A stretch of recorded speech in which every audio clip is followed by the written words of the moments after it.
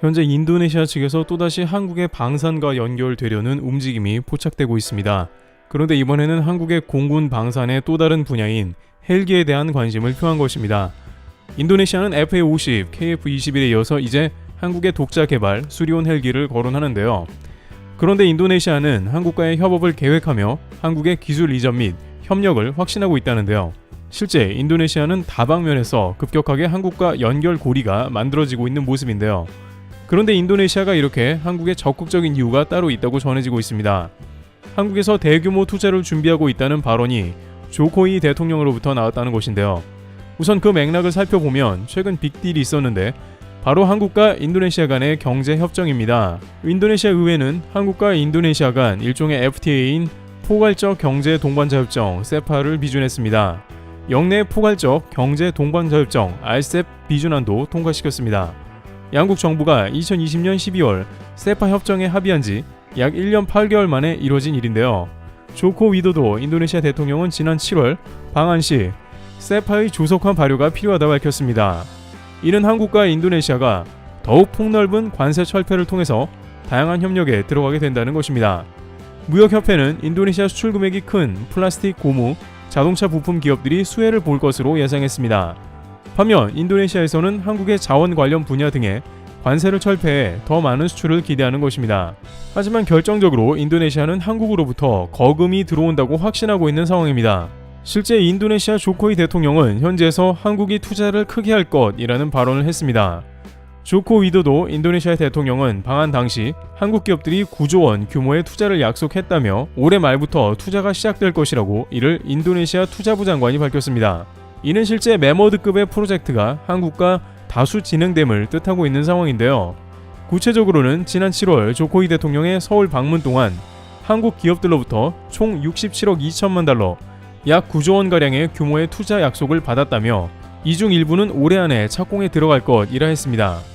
그는 한국이 철강산업과 전기차 배터리 등 인도네시아의 여러 전략적 부문에 투자하기로 했다며 인도네시아의 신수도 누산타라 개발에도 투자하고 싶어 한다고 설명했습니다. 그중 한 기업은 LG라며 조코이 대통령은 LG의 투자가 속도를 낼 수 있도록 지원할 것을 지시했다고 말했습니다. 특히 LG에너지 솔루션은 배터리 공장을 건설하고 LG화학 포스코는 니켈 광산 개발을 협상 중입니다. 또한 포스코는 인도네시아 철강회사와 합작하여 약 5조 원을 투자해 제2고로와 냉연 공장을 신설하기로 했습니다.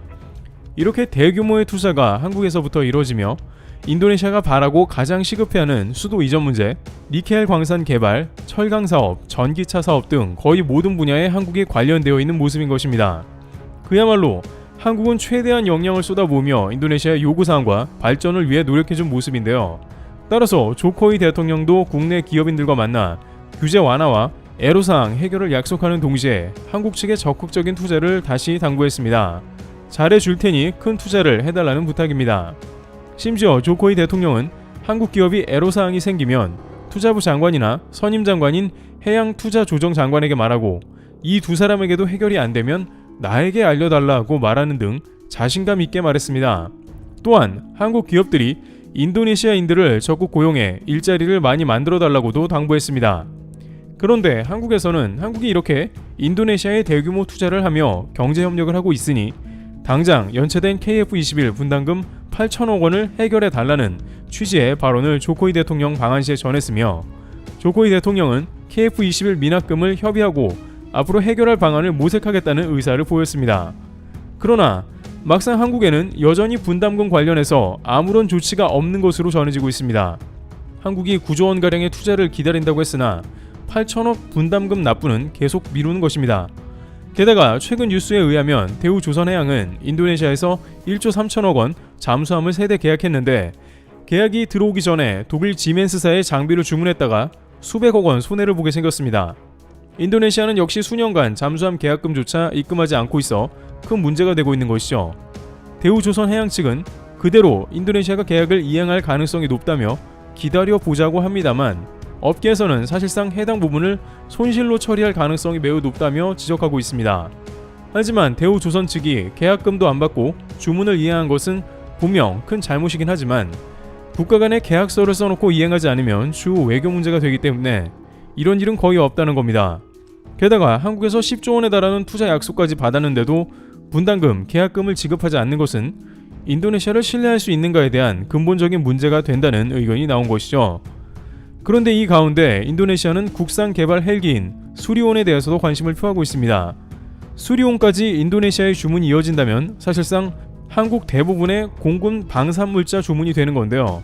수리온은 육군의 노후 헬기인 UH-1H 500MD를 대체하기 위해 126개 국내 산학 연관이 2006년 6월부터 6년에 걸쳐 개발한 국산 헬기이며 개발비는 약 1조 3천억 원이 투입됐습니다. 2012년 말 초도 납품된 이래 수리온은 군의 병력 수송과 공중 강습 등 각종 항공작전을 수행하며 성능을 입증했습니다.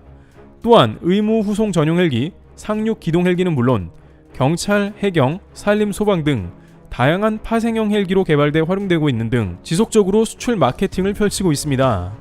여기에 최근엔 경공격형 헬기인 LAH가 등장하여 공격형 헬기의 부족함을 보완하려는 국면입니다.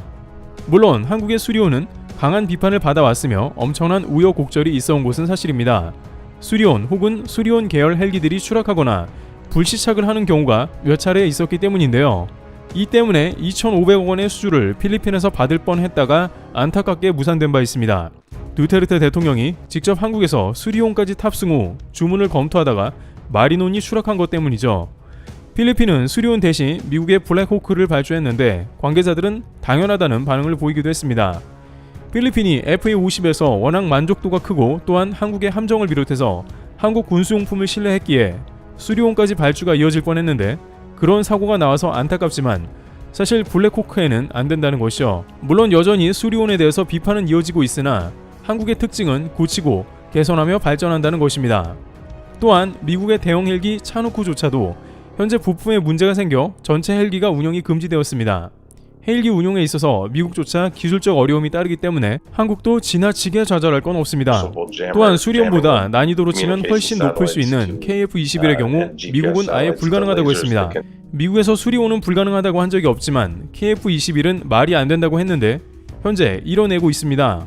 또한 카이에 따르면 개선된 수리온은 지속적인 해외 수출 박람회에 전시 중이며 문의가 오고 있습니다. 미국과는 다른 저렴한 운용 비용과 사후 관리, 지속적인 업그레이드 등 장점이 있기 때문입니다.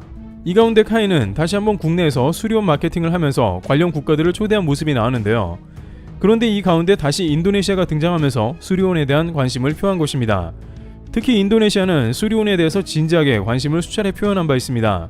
2016년에는 경찰청 헬기로 수리온 납품을 인니 측에서 적극적으로 검토한 바 있으며 2019년 당시엔 한국 매체 온라인 에어에 따르면 카이에서 인도네시아의 수출이 유력하다 했습니다. 인도네시아는 경공격기와 중형 헬리콥터 도입을 추진하는데 카이는 KF-21도 인도네시아와 진행했기 때문에 인도네시아의 헬기 사업에 유리한 위치이며 실제 인니 정부에 관심이 크다는 것입니다. 또한 인니에서 카이와는 특별한 관계로 가격도 크게 낮춰 판매할 가능성도 구체적으로 거론됐습니다. 카이는 특히 아시아 지역에서는 중국이나 인도를 빼고 헬기 제작사가 거의 없다고 하면서 카이 관계자는 국내 운용 실적이 뒷받침되면서 약 20여 개국 수출을 타진한다고 말했습니다. 그런데 최근에 인도네시아에서 다시 수리온에 대한 관심을 보이자 뜻밖의 싸늘한 풍경이 나오는데요. 만약 인도네시아가 수리온을 발주한다고 해도 과연 최종 인수까지 이어지겠냐는 것입니다. 지금까지 계약까지 했다가 틀어진 것도 많은데 또다시 그런 상황이 나올 수 있다는 것이며 이미 카이는 KF-21에서 속이 타들어가는 상황이 등장했는데 또 그럴 수 있다는 것입니다. 또한 수리온 같은 경우에는 2016년부터 주문을 할 것이다, 하겠다, 하지만 여전히 간을 보는 상황인데 이 역시 자칫 잘못 계약을 했다가 한국에서 크게 후회하는 상황이 이어질 수 있다는 것입니다. 게다가 인도네시아는 앞서 잠수함의 경우에 독일산 잠수함이 실종된 것을 한국 잘못으로 몰아갔습니다. 재래식 독일 잠수함을 대우조선해양이 정비했다는 이유가 생기자 계약금을 입금 안 했다는 것입니다. 그러나 독일 잠수함 정비 기간은 5년 정도인데 한국에는 9년 동안 정비를 안 하다 맡긴 것이라서 애초에 한국 책임은 거의 없는 것이고 한국에서 만든 배도 아니기 때문에 더욱더 그러합니다. 즉 수리온도 계약을 해놓고 한국에서 운용하다가 또 작은 문제라도 생기면 계약이 틀어진다는 것이죠.